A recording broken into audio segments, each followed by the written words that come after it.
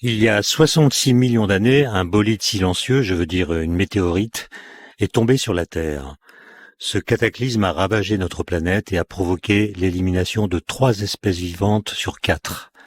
Parmi elles, tous les dinosaures, qui semblaient pourtant indestructibles, sous leur cuirasse d'écailles, leur bouclier d'os, leur surarmement de griffes et de dents, comme l'a écrit notre invité. Mais en combien de temps cette extinction massive s'est-elle produite ? Sa cause fut-elle vraiment unique, ou bien la disparition des tyrannosaures, spinosaures et autres ankylosaures a-t-elle été provoquée par l'imbrication de causes multiples ? Les autres extinctions qui se sont produites au cours de l'histoire de la Terre devraient pouvoir nous apprendre des choses à ce sujet. Elles pourraient aussi peut-être nous aider à répondre à une interrogation devenue lancinante pour nous autres les Homo sapiens. Nous savons que nous sommes désormais engagés dans l'aventure de l'Anthropocène, c'est-à-dire dans une époque où l'homme avec une majuscule en tant qu'il embrasse la femme, comme on disait autrefois, nous sommes engagés, disais-je, dans une époque où l'homme devient lui-même une force géologique globale. Ce qui nous force à nous poser ces questions. 1. Comment cela se passe-t-il sur Terre quand la vie est proche d'y mourir ? 2. L'Anthropocène pourrait-il être un nécrocène ? En d'autres termes plus prosaïques, notre avenir est-il sérieusement bouché autant que celui des dinosaures avant leur disparition totale ? Pour répondre à ces questions, j'ai le plaisir de recevoir Alexis Génie. Bonjour. Bonjour. On dit Alexis ou Alexis ? Alexis. Alexis Génie, vous êtes romancier. Vous êtes prix Goncourt 2011 pour un roman qui s'intitule L'art français de la guerre, qui est paru chez Gallimard. Et vous êtes aussi agrégé de biologie. Voilà, c'était mon ancien métier. Voilà, vous avez été professeur de biologie et vous avez publié au mois de janvier dernier un livre intitulé « Cette planète n'est pas très sûre, histoire des 6 grandes extinctions ». Vous êtes le 2e prix Goncourt que je reçois. Le premier était Hervé Letellier, qu'il a eu après vous. Alors je voudrais d'abord vous dire que votre livre est un livre que j'ai trouvé remarquablement écrit. C'est pas une surprise puisque vous êtes prix Goncourt. Ce plaisir de lecture que j'ai ressenti n'est pas dû aux seules connaissances qu'on apprend au fil des pages, mais c'est une œuvre littéraire dans laquelle il y a beaucoup de science. Et d'ailleurs, vous dites à la page 112 de votre livre « Je regrette le temps des Maupertuis, Buffon, Diderot, où la culture était globale, où la science en tenait une part, où l'écriture littéraire pouvait très légitimement s'en emparer, où tout livre naturaliste se devait d'être élégamment écrit. Est-ce que vous pensez que la littérature scientifique est aussi de la littérature, ou encore de la littérature, et déjà de la science ? Ça pourrait être de la littérature. Alors après, c'est vrai qu'il y a plusieurs sortes de littérature scientifique. Il y a les littératures, on va dire, techniques, c'est-à-dire les articles. Les articles, ils sont pas là pour être bien écrits, ils sont là pour transmettre des informations, des idées, des concepts, être échangés, voilà. Et puis, il y a les livres de science, c'est des livres finalement de vulgarisation au sens noble du terme. Et ceux-là, hélas, souvent, ils prennent pas en compte la littérature. C'est-à-dire, pour moi, la littérature, c'est un art de la mise en récit, un art de la mise en scène.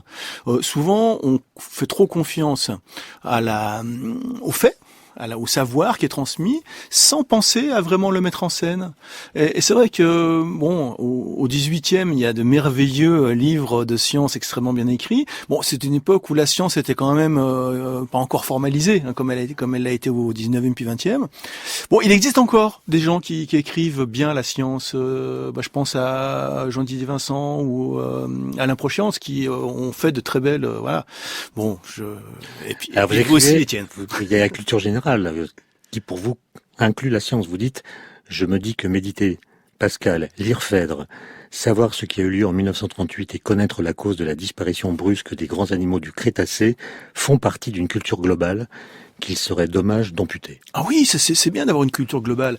Et cette différence entre le littéraire et le scientifique, ça m'a toujours agacé, parce que la science devrait faire partie de la culture générale. Or, semble-t-il, elle est assez coupée de ces cultures pour des tas de raisons sociologiques essentiellement. C'est-à-dire, il y a les gens qui font des sciences et qui réussissent à l'école, et ceux qui ne veulent pas faire des sciences parce que ça les crispe et donc du coup n'y connaissent rien. C'est dommage.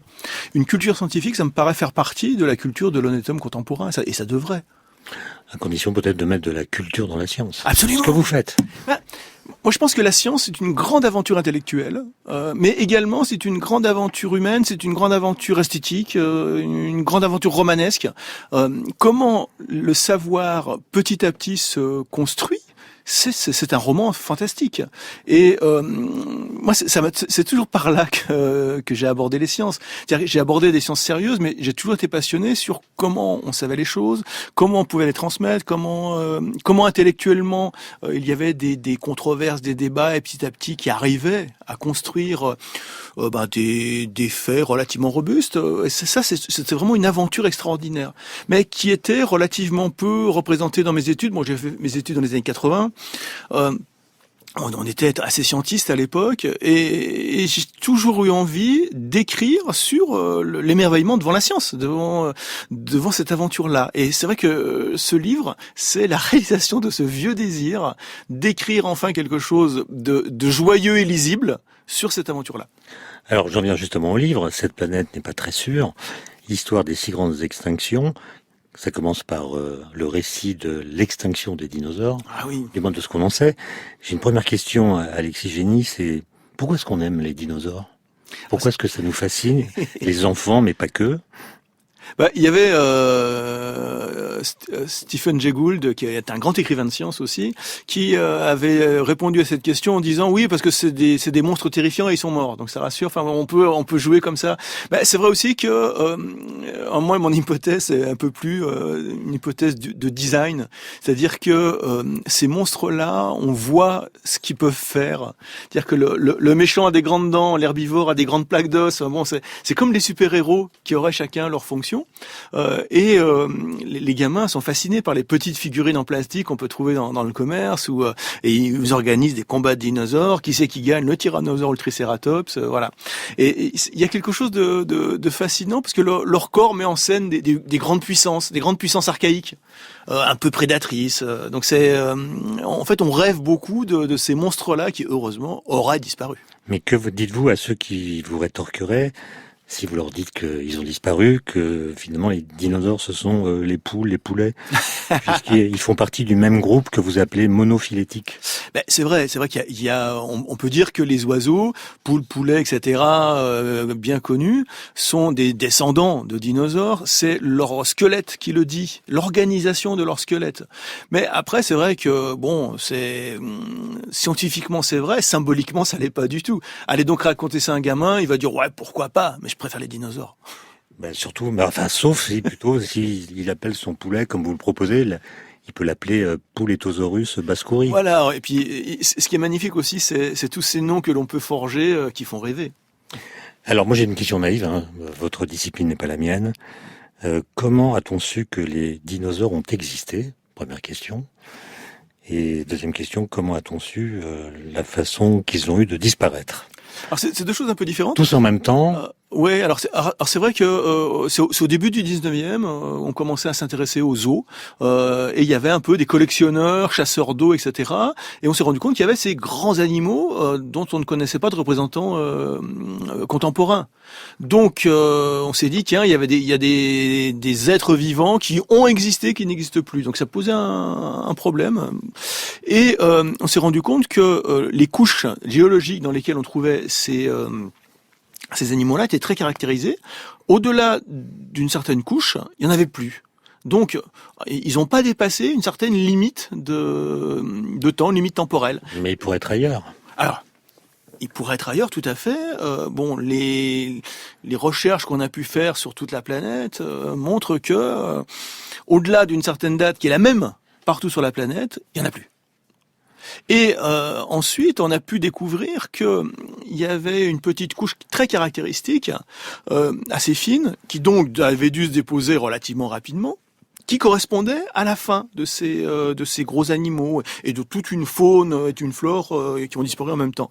Donc, les données géologiques suggéraient qu'il y avait un moment assez brusque où tout avait disparu. Mais c'est vrai que on est toujours dans l'hypothétique, on est toujours à la merci d'une nouvelle découverte qui remet tout en cause. Mais comme ça fait 150 ans qu'on travaille là-dessus, ça reste robuste comme idée.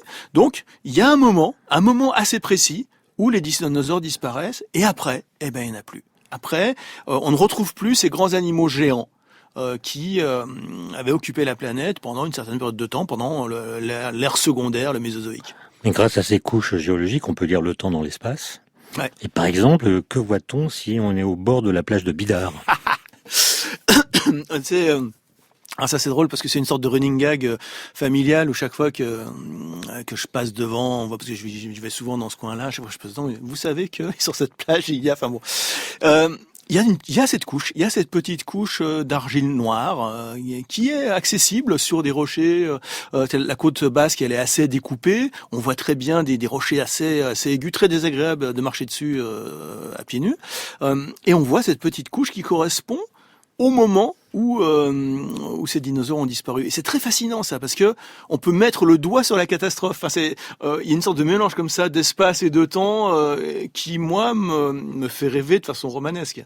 Même si ce sont des faits scientifiques. Mais je trouve que c'est extraordinaire de mettre le doigt sur la catastrophe. Dans le présent, on voit un phénomène passé très ancien, mais ce phénomène montre que les dinosaures ont disparu, mais ne dit pas en combien de temps. Et voilà. Et ça, c'est un problème parce que la datation géologique, elle est pas super précise. Je me souviens d'un élève que j'avais qui était extrêmement rigoureux, très fort en maths et en physique, etc. Quand je lui disais qu'une datation géologique, ça se faisait à quelques millions d'années près, il était offusqué. Vraiment, tu trouvais ça scandaleux. Et c'est vrai que les moyens qu'on a de dater sont relativement imprécis. Donc, on ne sait pas combien de temps ça a duré exactement. Est-ce que ça a duré une après-midi ? C'est l'hypothèse de la météorite. Si la météorite arrive, ça dure pas longtemps. Ou est-ce que ça a duré quelques mois, quelques années ? On ne sait pas. On sait qu'à un moment donné, ça s'est reconstitué, la biosphère s'est reconstituée. Ça a pris pas si longtemps que ça finalement, mais de l'ordre de moins d'1 million d'années. 1 million d'années, c'est quand même long pour nous. Non, mais l'impact d'une météorite, c'est évidemment très bref. Mais les effets que produit cet impact, c'est combien de temps ? Alors les effets, c'est comment dire. Ce qui se passe, c'est que la météorite a créé un bouleversement climatique. C'est-à-dire que ça a produit une quantité prodigieuse de poussière qui a complètement bouleversé les écosystèmes, puisque ça crée une sorte d'hiver nucléaire, comme on appelait ça. De panne de soleil. Voilà, panne de soleil. Donc effondrement de la productivité végétale, effondrement de des consommateurs, des herbivores, etc. Donc une sorte de grande catastrophe climatique brutale. Ça, si on pense que c'est la météorite qui a été en effet le facteur prééminent, ça dure quoi ? Ça a duré quelques mois, pas plus. C'était vite fait. Voilà. Après, la question telle que vous l'avez posée au départ, est-ce que c'est la seule cause ? Alors d'abord, comment est-ce qu'on a identifié cette cause ? Au moins celle-ci, c'est une histoire de famille en fait. Ça montre que parfois l'interdisciplinarité est le résultat d'une discussion familiale. Tout à fait. Entre un père et son fils. Alors ça a été publié en 1980. Donc c'est assez récent, la présence d'une météorite. C'est un certain Alvarez, qui était géologue, paléontologue, donc le fils de Louis. Fils de Louis, qui est très connu chez les physiciens. Absolument, et qui a participé au festival Manhattan, au projet Manhattan. Il a eu le prix Nobel de physique. Le prix Nobel de physique, etc. Le physicien nucléaire. Et qui a inspiré à son fils une méthode pour justement dater cette couche, pour savoir combien de temps elle a duré. Et il lui a dit, il faut mesurer la quantité de certains matériaux, dont l'iridium, qui se dépose de façon régulière sur Terre, dans des poussières cosmiques. Et donc, mon garçon, mesure donc l'iridium et tu auras la solution. Bon, on voit bien, et le fils dit, oui papa, il va le faire. Et il mesure des quantités faramineuses d'iridium dans cette couche. Alors, soit dans cette couche, soit elle a mis très longtemps à se déposer en se déposant presque rien, ce qui est quand même un peu difficile à dire, ou alors on sait que les météorites sont chargées d'iridium bien plus que les roches terrestres, donc une grosse météorite aurait pu se désintégrer dans l'atmosphère et par l'impact et finalement répandre tout son iridium sur Terre, ce qui se serait déposé dans cette couche. Donc l'iridium serait la manifestation d'un effet extraterrestre. Absolument. Et ça serait, c'est la bonne, comment dire, c'est une bonne hypothèse économe, c'est-à-dire que c'est assez simple de dire qu'il y a un ralentissement de la sédimentation, c'est trop compliqué à penser.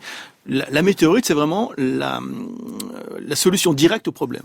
Donc, on a cherché des traces de météorites et on en a trouvé plein d'autres. On a trouvé des morceaux de roches fondues, des quartz qui sont, qui ont subi un choc, des traces de tsunami, etc. Enfin, on a découvert énormément d'autres preuves et finalement, on a fini même par découvrir le cratère. L'impact, le smoking gun. Voilà. Alors, le problème, c'est qu'il n'est pas visible du tout. On l'a trouvé sous des roches sédimentaires au Mexique. Dans un village dont le nom, est terrible à prononcer. Moi, je vais essayer. Vous me corrigerez. Chicxulub. Voilà, Chicxulub. Alors, je prononce pas bien le maya, mais c'est vrai que j'écrivais le nom au tableau pour mes élèves parce que. Et comment est-ce qu'on a pu le repérer? Ça, c'est la Pemex, c'est la société pétrolière mexicaine, qui avait fait des tas d'analyses sismiques, en fait, pour définir les couches souterraines pour chercher du pétrole. Et ils avaient trouvé ça. Ils avaient trouvé une forme cachée sous les sédiments qui était une sorte de grand cercle qui ressemblait vraiment à un cratère. Et c'est une analyse sismologique qui a été faite. Donc du coup, là, on avait tout le kit, c'est-à-dire on a des traces d'un choc, on a des traces de la matière de la météorite, des traces de l'impact. Voilà, c'est fait. Donc Alvarez, père et fils, étaient d'accord pour dire que c'était la cause unique. C'était la cause. Mais comment ont réagi les professionnels de la géologie ou de la paléontologie? Alors, et en plus, ils l'ont dit de façon un peu arrogante, en disant, de toute façon, c'est normal. C'est normal, voilà. Bon, en plus, c'est un côté un petit peu hollywoodien. Une cause, un effet, c'est bien daté. Clac, ça. C'est un petit côté explosion nucléaire. Voilà, ça. Et puis, vous avez sûrement vu dans des illustrations un peu populaires où on voit des dinosaures et puis la météorite en arrière-plan. Enfin bon, c'est spectaculaire. Mais les paléontologues sont un peu sceptiques parce que ils savent que un écosystème c'est quand même sacrément résilient et qu'il y ait un cataclysme qui efface tout d'un coup, c'est douteux. Et pas que les dinosaures, hein, 3/4 des espèces. 3/4 des espèces. Et alors, puis aussi le mystère, c'est le quart qui reste. Enfin pourquoi? Donc du coup, les paléontologues étaient un petit peu sceptiques. Alvarez, furieux, les traitait de collectionneurs de timbres, et c'était pas des vrais scientifiques parce que ils doutaient de ces faits. Et puis finalement, on a découvert d'autres éléments qui permettaient de complexifier un peu la chose. Il y a un volcanisme géant, extraordinairement puissant, dont on n'a pas d'exemple contemporain, qui a lieu pendant ce temps-là en Inde, qui a laissé des traces énormes, qui a sculpté les paysages, et ce volcanisme produit du CO2, donc de l'effet de serre, etc., des gaz sulfurés, etc. Donc ça aussi, ça pouvait expliquer une extinction par modification plus lente du climat. Là, on est sur quelque chose qui dure du million d'années. Donc les dinosaures avaient chaud quand la météorite est arrivée. Ils étaient un peu cramés. Donc voilà. Alors, après, c'était il y avait des modifications climatiques. Également, la tectonique a pu, c'est-à-dire le déplacement des plaques, qui a fait que un certain nombre de milieux très riches se sont réduits, donc réduisant la biodiversité. Donc on peut penser que c'est d'autres facteurs qui ont aussi joué, même si la météorite, elle est tombée. Et on le sait, il y a tellement d'éléments de preuve qu'on peut dire que c'est un fait robuste voilà. Mais ça veut pas dire que c'est la seule cause de l'effondrement de l'écosystème de cette époque-là. Gaston Bachelard disait les physiciens simplifient le réel et compliquent la raison. Est-ce que les paléontologues ne font pas l'inverse? Oui, alors c'est vrai que c'est deux. Alors si on considère les paléontologues comme des biologistes d'une certaine façon, la biologie c'est une forme de complexité, alors qui peut être énervante, j'imagine. Vous citez des paléontologues, qui disent nous paléontologues n'essayons pas de simplifier le problème, mais de le compliquer. Ouais, bien sûr. La biologie c'est la science du complexe, de l'extrêmement complexe. Alors c'était une sorte de running gag dans mes cours de bio au lycée pendant les TP. Les élèves me disaient mais monsieur, ça marche pas. Alors que les TP de physique, ça marche toujours. Je dis, écoutez, ouais, le problème c'est qu'on travaille sur du vivant, puis le vivant ça fait un peu ce qu'il veut. Voilà, c'était une sorte de pirouette mais il y a de ça, il y a une complexité qui est très difficile à maîtriser. Donc c'est des pages passionnantes dans lesquelles vous décrivez cette extinction des dinosaures, mais vous expliquez aussitôt après qu'il y en a eu d'autres, des extinctions, notamment une, il y a 252 millions d'années, donc bien antérieure, qui a été une véritable apocalypse. Ah, complètement. Là, c'est 95% des espèces qui ont disparu. Là, on pense que... Une question naïve. Oui. Quand on dit 95%, ça veut dire qu'on prétend connaître les 100% qui étaient là. Ça, c'est... Est-ce que c'est... Alors, heureusement, on a des moyens un petit peu détournés pour dire que c'est une estimation. C'est-à-dire que on s'est rendu compte que depuis 150 ans qu'on travaille là-dessus, quelle que soit la taille de l'échantillon de fossiles qu'on a, on a les mêmes proportions en fait de disparition. Si c'était donc du coup ça permet de dire que c'est pas une si mauvaise estimation. En tout cas, ça s'est produit il y a 250 millions d'années, à la fin de ce que vous appelez le Permien, et à la transition entre le Permien et le Trias. Absolument. C'était ce qu'on appelait autrefois la transition entre l'ère primaire et l'ère secondaire. Bon, c'est des mots qu'on n'utilise plus, mais c'est deux grands moments de l'histoire de la vie. Et c'est vrai que là, il y a eu une catastrophe énorme. Bon, là aussi, due à des perturbations climatiques, due à un volcanisme géant, avec donc ces bouleversements qui ont ravagé les écosystèmes. On pense à des sécheresses, à des voilà. Et comment est-ce qu'on a pu repérer dans l'histoire cet événement? C'est pareil. La publication, vous dites qu'elle date de 1982. Elle a été signée par David Rope et Jacques Sepkovski. C'est comme ça qu'on dit? Sepkovski. Dans votre livre, c'est Sepkovski. C'est ça. Voilà. Et alors ils ont fait un travail pas sur le terrain, ils ont fait du data mining en fait, ils sont allés chercher toutes les ressources que l'on a, toutes les recherches accumulées au cours des années de description d'espèces et avec toutes les estimations de moments d'apparition, de moments de disparition des espèces fossiles.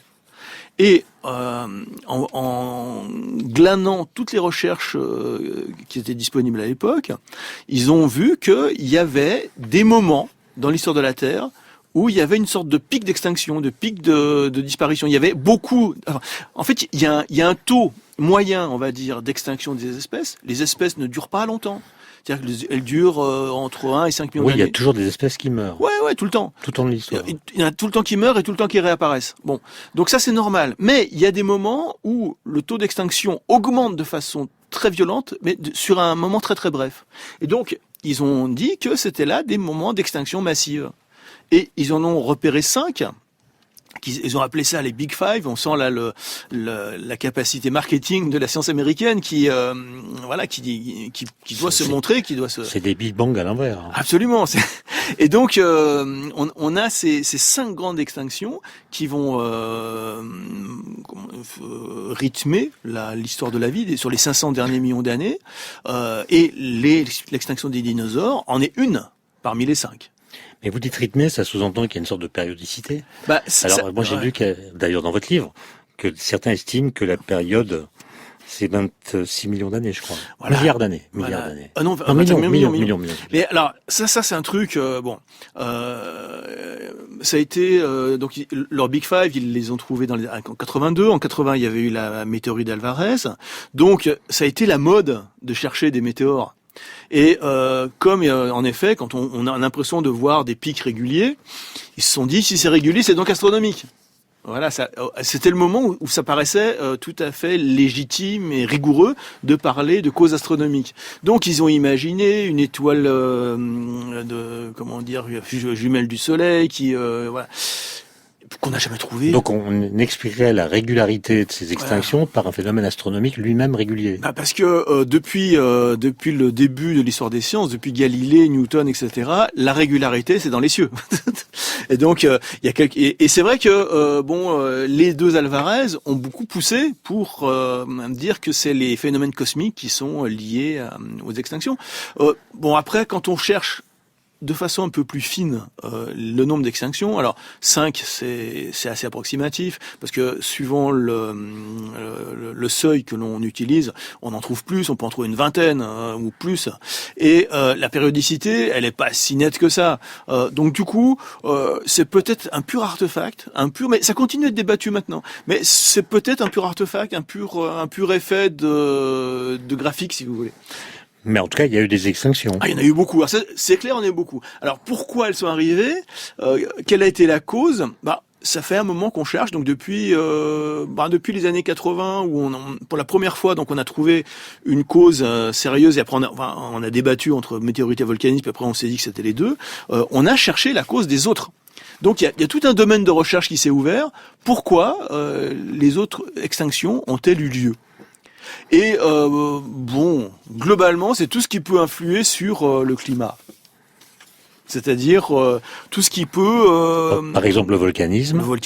Mais il y a aussi l'hypothèse dont on parlait quand j'étais plus jeune, chez Pascal Vaux, des sursauts gamma. Oui, alors que des étoiles qui deviennent des trous noirs émettent des rayons gamma très intenses qui produisent des jets de matière qui viennent arracher l'atmosphère terrestre. Ouais, ça c'est bon. Alors c'est peut-être ma formation de biologiste qui me rend un peu perplexe là-dessus, parce que c'est un côté. C'est astronomique, ça devrait vous plaire. Non, mais moi je préfère le paléontologiste. Donc c'est un peu le crime parfait. C'est-à-dire c'est le truc dont la cause est immaîtrisable, pas prédictible et qui laisse pas de traces. Bon, ok, ça sent un peu l'hypothèse ad hoc quand même. Donc là, je suis un peu perplexe, mais bon, c'est vrai que l'hypothèse a été faite. Les éléments qui peuvent renforcer cette hypothèse sont quand même rares. Donc on peut laisser ça de côté, comme souvent dans les sciences. On laisse un problème de côté en attendant qu'un jour quelqu'un s'en réempare, trouve un moyen de le prouver. Voilà. Pour l'instant, ça reste un peu flou. Mais alors ces extinctions, elles se produisent de façon assez brutale temporellement. C'est ça qui les caractérise. Est-ce qu'on a une idée de la durée qu'elles mettent à s'effectuer? Alors c'est brutal dans les archives géologiques. C'est-à-dire que dans les archives géologiques, on peut mettre le doigt là où il y a encore des dinosaures, je prends l'exemple classique, et puis on bouge un peu le doigt à côté, et le doigt sera sur là où il n'y en a plus. Bon, dans le temps, combien de temps ça dure, on sait pas trop. Mais bon, c'est quelque chose entre une journée et 1 million d'années. Ce qui est une datation assez bonne pour des ressources géologiques. Voilà. Mais c'est vrai que c'est pas encore tout à fait résolu ça. En tout cas, c'est bref au sens géologique du terme. Est-ce qu'il y a eu une extinction, Alexis Génie, des bactéries? Il semblerait que il y a très très longtemps, dans un monde de bactéries, il y a pu avoir ce qu'on appelle le grand choc oxydatif, qui à partir du moment où l'oxygène a commencé à apparaître sur Terre, en effet, il y a un certain nombre de bactéries qui en sont mortes. Voilà. Alors vous dites, elles dominent le monde. Nous sommes de gros animaux arrivés de surcroît dans un monde bactérien. On peut estimer que la biomasse bactérienne est d'environ 70 gigatonnes de carbone, alors que celle des animaux, tous confondus, dont plus de la moitié sont des insectes et des vers, atteint à peine 2 gigatonnes. Ah ouais, c'est extraordinaire, parce qu'on n'a pas l'impression, on a l'impression que les bactéries, c'est peut-être pas grand-chose, mais en fait, elles sont partout, et c'est une quantité, une masse énorme. Alors ça, j'ai pris cette idée-là dans Stephen Jay Gould, encore une fois, et qui m'a fait comprendre cette idée. Finalement, les grands animaux tels que nous et les autres mammifères, etc., ne sont que des détails dans une biosphère qui est faite d'autre chose, qui est faite de champignons, d'insectes, de bactéries, et finalement, nous sommes pas les seuls habitants de cette terre, loin de là. Mais que dit Darwin de tout ça? Oh mon Dieu, il n'en savait rien. Non, mais bien sûr, mais que dit le darwinisme de tout ça? Qu'est-ce qu'il nous dit de la façon dont les espèces disparaissent?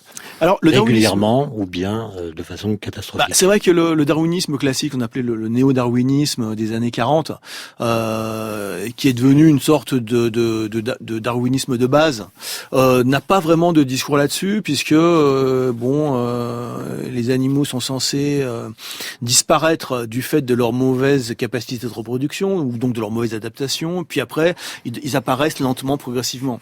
Allez, je redis encore son nom, Stephen Jay Gould avait développé une idée des équilibres ponctués, c'est-à-dire que la vie fonctionnait par à-coups, c'est-à-dire il y avait de longues périodes de stase où en effet peut-être le darwinisme classique s'appliquait, et des périodes catastrophique où tout changeait brusquement au sens classique du terme de catastrophe, ce qui est une modification. Et ça correspondait. Alors c'était pas du tout anti-darwinien, c'était un développement du darwinisme, et ça permet mieux de penser ces catastrophes. En fait, ces catastrophes arrivent pour des raisons extra-biologiques, vont ravager la biosphère, mais après ça va donner un coup de fouet à la biosphère, c'est-à-dire que la biosphère va se reconstituer extrêmement vite. Parce que le vivant se développe, c'est sa caractéristique, et va occuper toutes les niches possibles. Donc il y a des grands moments de diversification intense qui vont retrouver après un équilibre d'une biosphère qui fonctionne à bas niveau, à bas bruit. D'ailleurs, vous vous rappelez une question que posait Stephen Jay Gould, que je m'étais jamais posée, mais depuis que je l'ai lu, je la trouve cruciale. La question, c'est pourquoi retrouve-t-on toujours les ivrognes vautrés dans le caniveau et non pas sur le trottoir au milieu de la chaussée ou contre les murs? Eh ben parce que les murs, parce qu'ils rebondissent contre le mur en fait, voilà. Et ils trébuchent sur le bord du trottoir, voilà. Ce qui fait qu'ils sont dans le caniveau et pas au milieu de la route. Non, parce que pour lui c'était une image, il y avait une sorte de limite de complexité du vivant qui était occupée par les bactéries, voilà. Et on pouvait pas aller en deçà. Donc donc il y avait une sorte de grosse accumulation de bactéries dans la biosphère, et les animaux, gros animaux étaient plus rares. J'ai cru comprendre, Alexis Génie, en vous lisant que votre mère avait peur des souris, enfin peur d'une seule souris, et elle avait peur notamment, non pas de la souris elle-même, mais de sa pullulation. Oui, j'ai toujours pas compris ça. C'était très, très drôle parce que c'est vraiment, ça la mettait dans tous ses états, et il y avait cette idée de, je lui demandais, mais pourquoi ça te fait peur? C'est tout petit, en plus, on a plein de chats à la maison, quoi, ça va aller. Et elle me disait, mais non, mais après, s'il y en a une, après il y en a beaucoup. Et pour moi, c'était une image de l'envahissement du vivant. Et c'est vrai que le vivant, par définition, est un envahisseur, un pullulateur. Alors ça, c'est peut-être ce qui peut nous sauver des problématiques contemporaines. C'est-à-dire que le vivant, si on arrête d'exercer une pression destructrice sur lui, reprend du poil de la bête et se reconstitue assez rapidement. C'est assez nietzschéen, ça. Oui. Vous citez Nietzsche, l'aspect d'ensemble de la vie n'est pas la détresse, n'est pas la disette, mais plutôt la richesse, l'opulence et même l'absurde prodigalité. Ah oui, mais la vie s'en sort toujours, au moins un peu. Si, à moins qu'on détruise totalement tout, mais je pense que c'est relativement impossible. Alors ce qui est extraordinaire, c'est de voir par exemple les îles volcaniques qui apparaissent de temps en temps de l'océan. Et elles sont envahies très très vite par une faune, une flore. Voilà. Et quand on abandonne des lieux qui avaient été occupés par les humains ou des exploitations industrielles, la végétation revient, la faune revient. C'est assez rapide. Alors faut-il encore que tout ne soit pas détruit. Mais bon, en tout cas, les bactéries ne le seront pas. Elles seront toujours là. Alors aujourd'hui, on l'a rappelé tout à l'heure, nous sommes dans ce qu'on appelle l'anthropocène. C'est-à-dire l'homme agit d'une façon telle qu'il se comporte comme une puissance géologique globale. Et cet anthropocène, est-ce qu'on peut dater son commencement ou est-ce que c'est flou ? En fait, c'est super flou. Ça n'a pas été reconnu par l'Association mondiale des géologues, donc ça fait pas partie des subdivisions officielles scientifiquement acceptées par tout le monde du temps géologique. C'est plutôt une notion un peu militante. C'est pour mettre le doigt sur le fait que l'homme maintenant est capable de modifier tous les équilibres de la planète. Alors le début, on sait pas trop. C'est pour ça aussi que ça n'a pas été défini comme une période géologique purement scientifique, parce que il faudrait avoir un marqueur géologique très très précis qui nous dise à partir du moment où il y a ça, l'anthropocène commence. Parce que toutes les aires géologiques... Il faudrait que ça se voit sur une couche. Sur une couche. Et toutes les aires géologiques, elles sont caractérisées par ça, et il y a dans le monde un endroit qu'on l'on protège et qui indique le début de telle ère. Voilà. Et ça on peut pas le trouver parce que je crois que le premier avait décidé que c'était au XVIIIe siècle le dépôt de brevet de la machine à vapeur. Ça c'est pas marqué dans les couches. C'est pas marqué dans les couches. Alors pour que ça soit mieux marqué dans les couches, on a pensé aux radionucléides qui sont produits par les explosions nucléaires. Alors mais le problème c'est que il y a 45 les premières explosions. Et puis il y a 64, je crois, qui était le maximum. Du nombre d'essais. Voilà, maximum d'essais. Donc laquelle choisir. Enfin bon, il y a des tas de propositions comme ça. Donc bon. Je pense que c'est une notion qui n'est pas une notion scientifique, qu'on peut pas vraiment utiliser comme notion scientifique, mais c'est une notion utile, presque humainement, politiquement utile, puisque ça met le doigt sur l'effet extraordinaire que peut avoir l'activité humaine sur les grands équilibres planétaires. C'est-à-dire l'eau, le CO2, l'oxygène, les animaux, la biodiversité, etc. Donc, je pense que c'est très utile de penser l'Anthropocène, mais après on peut pas vraiment l'utiliser comme on utilise les autres périodes. Mais d'aucuns, sans le dater précisément, l'associent à une extinction qui s'appelle la 6e, en s'appuyant sur les Big Five que vous avez évoqués tout à l'heure. Il y aurait une 6e extinction. Et le titre de l'article, qui date, je crois, de 2017, qui mentionne cette extinction, parle d'une annihilation biologique. Alors, donc annihilation, c'est plus fort qu'extinction. Complètement. Alors là, il faut être, on va dire, il faut avoir du discernement. C'est-à-dire qu'en effet, on parle de la 6e extinction, mais là aussi, c'est une notion politique, c'est militant. Et souvent, dans des discours publics, on dit oui, les milliers d'espèces qui disparaissent chaque année, enfin bon, etc. Bon, c'est pas vrai. Alors, il y a des espèces tropicales qu'on n'a même pas encore répertoriées, qui sont en très petit nombre, qui disparaissent probablement du fait de la déforestation. Mais si on prend ce que l'on sait de la disparition des espèces, il y a un catalogue de la disparition des espèces, ça existe. Il y a un organisme qui s'occupe de ça. Eh bien, le nombre d'espèces disparues depuis 5 siècles, c'est quelques centaines, pas plus. Donc là, on n'est pas du tout dans une 6e extinction au sens des autres, c'est-à-dire les 3/4 des espèces qui disparaissent. On n'y est pas. Par contre, là où il y a un problème, ce sont les populations. Les populations disparaissent de façon extraordinaire. Il y a eu une étude, donc j'en parle dans le bouquin, une étude allemande qui essaye d'estimer le nombre d'insectes volants dans les champs. Et on s'est rendu compte que sur 25 ans, il y en avait 75% qui avaient disparu. Moi, ça m'a scié quand j'ai lu ça. Et pareil pour les oiseaux, les batraciens, etc. Les espèces disparaissent très très peu, mais les populations s'effondrent. Et ça, c'est un problème. C'est d'où le titre de l'article, l'annihilation biologique.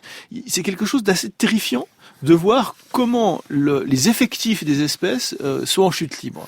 Mais vous-même, vous admettez, enfin, vous reconnaissez dans votre livre que vous avez mis du temps à le croire. Complètement. Vous le saviez, mais vous ne le croyez pas. Ah ouais, comment vous expliquez ce mécanisme? Je pense qu'on doit avoir des mécanismes psychiques qui essayent de pas voir la catastrophe, de pas voir le mur dans lequel on fonce. Non, mais vous n'aimez pas les insectes. Voilà, c'est ça la vraie raison. C'est probablement ça. Ça m'a toujours fait peur, les insectes. Voilà, et c'est toujours, j'ai jamais voulu m'en approcher. Heureusement, grâce à mes études de bio, j'ai pu petit à petit en approcher quand ils étaient morts. Mais bon, voilà, mais je pensais qu'ils étaient indestructibles. Alors de les voir ainsi être réduits comme les autres, ça m'a fait vraiment un choc. Et alors le problème, c'est que les écosystèmes sont des systèmes complexes, donc des systèmes résilients qui résistent à beaucoup de choses, jusqu'à un seuil où tout s'effondre. Voilà. Et avec la diminution des effectifs des espèces, les espèces continuent à être là, leur effectif, et à un moment donné, pof, il y aura disparition. Donc il y a d'abord une dégradation et ensuite un collapse. Probablement. Est-ce qu'on peut prédire le niveau de dégradation qu'il faut pour que le collapse ait lieu? Et non. Les systèmes résilients sont un peu chaotiques, c'est-à-dire qu'on peut pas prévoir. On sait que ça arrivera. Si ça continue comme ça, c'est que ça arrivera. Mais c'est peut-être dans un siècle, dans 1000 ans, dans 10 000 ans. Mais en tout cas, la biosphère va mal du fait de cette disparition des animaux, mais disparition des individus et une réduction des effectifs des espèces. À un moment donné, le système ne va plus fonctionner faute d'animaux, faute de végétaux. Et là, il pourrait y avoir une sorte d'effondrement brutal. Quand? On ne sait pas. Mais et d'ailleurs, c'est ce que disent la plupart des paléontologues, naturalistes, etc. On n'est pas dans une extinction selon la définition d'une extinction, on est dans un effondrement lent, rapide en sens géologique, mais qui peut nous mener à des extinctions drastiques. Quel sens donnez-vous à cette phrase qu'on trouve dans votre livre, que j'ai trouvé force, disons, vous dites, les éléphants ont une importance humaine.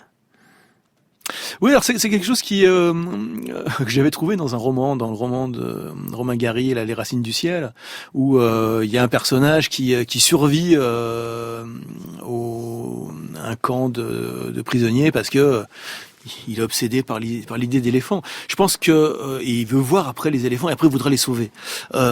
Je pense que ces beaux animaux, alors l'éléphant c'est vraiment symbolique, mais tous ces beaux animaux font partie de l'émerveillement qu'on peut avoir sur la nature. C'est la manifestation de la nature, c'est la manifestation de la vie dont nous faisons partie.